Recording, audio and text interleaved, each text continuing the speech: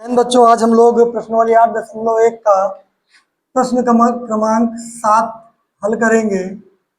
दिया है काट थीटा बराबर 7/8 और काट थीटा बराबर होता है आधार बटे लंब। तो आधार बराबर आपका हो जाएगा 7 और लंब बराबर आपका हो जाएगा 8। इस त्रिभुज के आकृति से समझेंगे ए बी सी। इसमें आधार बराबर 7 और ये लंब बराबर 8। पिछली वीडियो में आपको बताया गया है कि अगर समकोण त्रिभुज में दो भुजाएं दी हुई हो तो तीसरी भुजा ज्ञात करने के लिए पाइथागोरस का प्रयोग करते हैं। पाइथागोरस प्रमेय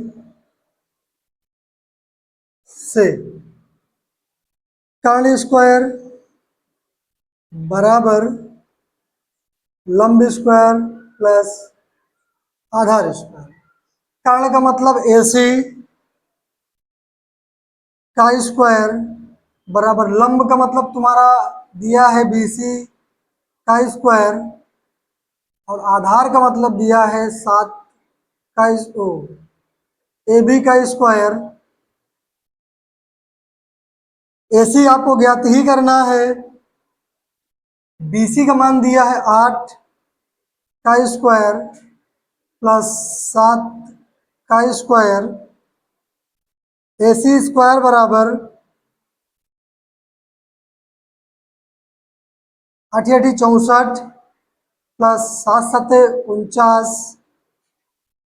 तो AC स्क्वायर बराबर आपको मिलेगा 9 4 13 की 3, 6 4 10 1 11 और AC बराबर केवल आपको मिलेगा अंडर रूट 113। ताकि जो कर्ण है इसका मान निकला अंडर रूट 113। अब सवाल कह रहा है कि हमको जो हल करके देना है ये कह रहा है कि 1 plus sine theta 1 minus sine theta बटे 1 plus cos theta 1 minus cos theta. आप लोगों ने पढ़ा होगा कि A square minus B square बराबर होता है ए कोष्ठक में ए माइनस बी, ए कोष्ठक में ए प्लस बी। अब यही कुछ लिखा है तो एक ए को मान लेंगे ए, बी साइन को मान लेंगे तो एक का स्क्वायर एक ही होता है माइनस साइन का मतलब लंब बटे कर्ण होता है। तो लंब बटे मतलब लंब क्या है आपका 8 और कर्ण का मतलब होता है रूट 113 का स्क्वायर पूरे के बटे फिर 1 माइनस 1 का स्क्वायर माइनस। अब कास का मतलब होता है आधार बटे कर्ण। तो आधार आपका दिया है 7 और कर्ण आपका दिया रूट 113 का स्क्वायर। जब इसको हम आगे सॉल्व करेंगे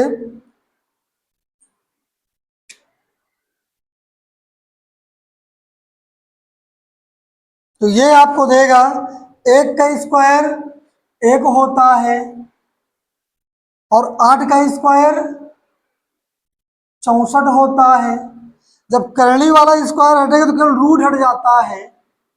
ये आपका हो जाएगा केवल 113 बटे फिर 1 का स्क्वायर माइनस 7 7 49 होता है। करनी केवल हट जाएगी, बचेगा केवल आपका 113। जब इसको आगे से हल करेंगे तो इसके बटे यहाँ एक मान लेंगे, एलसीएम लेंगे तो पूरा आपका आएगा 113। 113 का गुणा करेंगे 1 में तो हो जाएगा 113 माइनस 64, फिर आपका हो जाएगा 113 पूरे के बटे 113 पूरे के बटे, फिर गुणा करेंगे 113 एक नम 113 माइनस का हो जाएगा 49। अब ये 113 113 कैंसिल हो जाएंगे, बचे क्या, 64 से 113 घटाएंगे, ये जो आगे आपका लिखा है 113 माइनस 64 बटे 113 माइनस 49। अब 64 से 113 घटाएंगे, 113 से 64 घटाएंगे, बचेगा आपका केवल 49, और 49 113 से 49 घटाएंगे तो बचेगा आपका 64। यही आपका आंसर। दूसरा सवाल है, काट स्क्वायर थीटा बराबर क्या होता है। काट का मतलब होता है आधार बटे लंब। काट का मतलब होता है आधार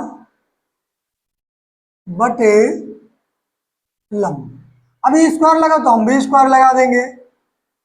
अब आधार का मतलब यहां लिखा है 7,